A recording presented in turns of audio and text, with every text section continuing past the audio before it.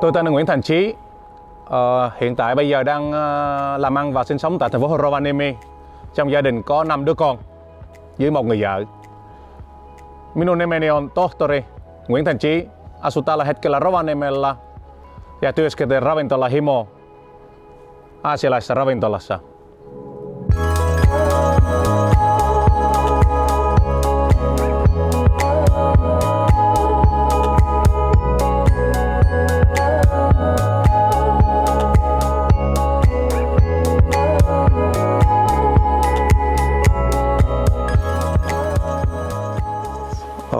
Tosiaan minä olen vietnamilainen nimeni Tri ja syntynyt Vietnamissa Vũng Tàu nimisessä kaupungissa. Tulin Suomeen 1996 ja tällä hetkellä on tullut 23 vuotta asu täällä Rovaniemellä. Vietnamissa on köyhää, on turvatonta ja paljon kodittomia verrattuna tähän Suomen hyvinvointivaltioon. Se oli aika mielenkiintoista. Silloin kun tulin Suomeen, niin silloin on pimeää ja täällä on lunta. Ja se on varmaan se suurin juttu, että täällä on lunta, koska Vietnamissa ei koskaan ole lunta, siellä on vain sate ja kuiva kausi. Ja täällä on paljon autoja. Että polkupyörä vähän, mutta normaali auto on senkin enemmän. Se on varmaan semmoinen pieni asioita, mitä tulee shokkina silloin kun tulin tänne. Kun saapun tänne näin, niin minun siirrettiin peruskouluun, muistaakseni 3. luokalle suoraan. Ja silloin on vähän vaikeuksia koulussa, kun ei osaa suomen kieleä eikä englantia. Niin se vaikuttaa koulukäyminen sen pohjalla jäin luokalle 3 kertaa. Että käyn sama luokka 3 kertaa peräkkäin. No, ulkomaalaisena, niin kun tuli silloin tänne kouluun opiskelemaan, niin paljon koulukiusaamisia on paljon silloin peruskouluaikana. On nimittelyä, haukuttua, uhkailtua ja ne on lapsi kuitenkin. Mutta on tosi vaikea kouluaikana, koska koulukiusaaminen on aika näkyvällä tasolla. Opettajille kerrottiin, että hei, minua kiusataan koulussa. Sitten minusta tuntui silloin ei hirveästi vaikuttanut, että kertaa opettajalle, että hei, minua kiusataan koulussa, vaan se kiusaaminen jatkuu tietyn ajan, joten päätin, että minua ei kiusataan. Niin aina välillä meillä tulee pikku tappelu koulukaverin kanssa, mutta se vaikuttaa kuitenkin, että minua ei kiusata sitten sen jälkeen. Yläasteen aikana tutustun yhden opettajan, joka on niin kuin minullekin tällä hetkellä hyvä perhetuttu. Ja yläasteena on paljon vaikeuksia, kun siirtyy ylempään luokkaan, siellä opiskelija taas on isompaa.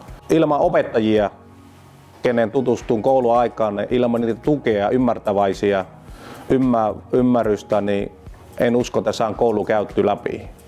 Käytännössä jos puhutaan vietnamilaisesta peruskoulu ja Suomen peruskoulu, niin täällä on luksusta käy peruskoulua.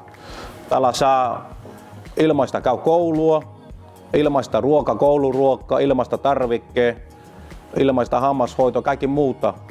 Vietnamissa ei ole. Vietnamissa kaikki maksaa. Kaikki maksaa ja sielläkin oli niin turvallinen koulussa kuin täällä Suomessa. Pienestä asti mä oon aina päätänyt, että minusta tulee kokki. Ja mä tykkään tekemään ruokaa ja ravintola-ala on aina minulle semmoinen lähellä sydän ja asiakaspalvelu. 9. luokan aikana niin opettaja kannustaa, että hakee kokkikouluun ja sitten kuraattorin kautta saatiin apu kouluun hakemisessa ja loppujen lopuksi aluksi päädyin tuonne Kemijärven kokkikouluun, mutta puolisen vuotta sen jälkeen Kemijärvellä mä muutan sitten tänne Rovaniemelle paperiin ja aloitin opiskelua ammattioppipojalla, eli kokkilinjalla, suurituloskokkin linjalla. Kokonaisuus loistava koulu. Paitsi toiset käy 3 vuotta, mä käyn 5 vuotta, että sattuu muuta harrastus, kaikki muuta, niin vie vähän sitten poisoloja, mutta valmistuu kuitenkin 5 vuoden jälkeen. Ammattikoulun aikana opetin paljon mitään haita erilaista ja että kontaktoida monen paikkaan ja päässyt opppimiskautta niin kuin lähellä sitä työpaikan elämää. Niin se on auttanut paljon itseä niin hakea työpaikkojen jälkeenpäin. No ensimmäinen työpaikka tein koulun kanssa, niin mä oon tuolla Posti-talo Amikassa, Sonera-talo aikoina. Se on siinä Huoltsikka vastapäätä.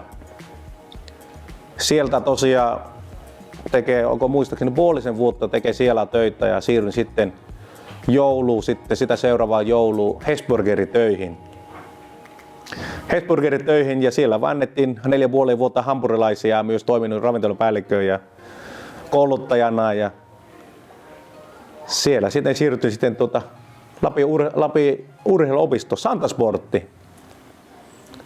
Ja siellä saa myös tekee hotellialalla, vaikka en ole koulutusta saanut ollenkaan, vaan kokemuksen kautta ja intoa haluaa oppia. Niin siinä justi työnantaja suostui ottaa minut sinne töihin, vaikka koulutusta ei ole. 4 vuotta menee siinäkin. Ja tällä hetkellä siirryin urheiluopiston jälkeen tänne Himo, NAMS Oy ravintola Himo aasialaista ravintolaa. No minun nimikkeeni on ravintolapäällikkö, mutta oikeastaan mä teen kaikkia. Jos vessa on likainen, mä menen hinkamaan vessaa ja mä teen sitä tarjoiluhommia, keittiöhommia, siivoushommia, jos on tarve, paperihommia. Käytännössä mä teen kaikki. Että ravintolapäällikkö nimikke on vain nimikke. Todellisuutta me tehdään täällä kaikki. No, tällä hetkellä minulla on 8 alaista, eli 4 kokkia ja sitten 4 tarjoilijaa ja 2 tiskaria, eli 10 minun lisäksi täällä työskentelyä.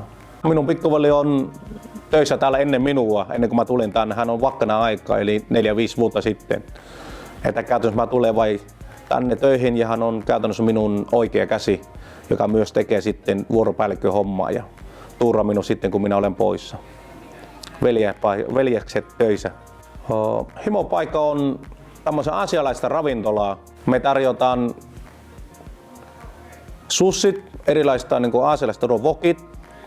Ja meillä erikois, mikä täällä on Himossa on, niin meillä on poro. Sussit on, taitaa olla ainoa, me olemme ainoa, joka myy porosusseja. Täällä on pho-keitto, eli pho on yksi tunnetummista ruuasta Vietnamissa maailmalla. Se on mummon reseptillä tehty sitten se pho-keitto ja meillä on täällä myös myynnissä sitten se. Se pho pitää olla se perusmaku. Kokki pitää tietää, mutta yleensä minä se, joka valmistaa pho, että ne kokit ei osaa valmistaa. Pyritään perheen salaisuutena nämä hommat. Niin. Tosiaan kaikki opiskelijat, jotka harkitsevat työuraa aikana, niin olkaa rohkeita, käykää ja verkostautukaa tähän Rovaniemen ravintoloihin ja yrityksiin.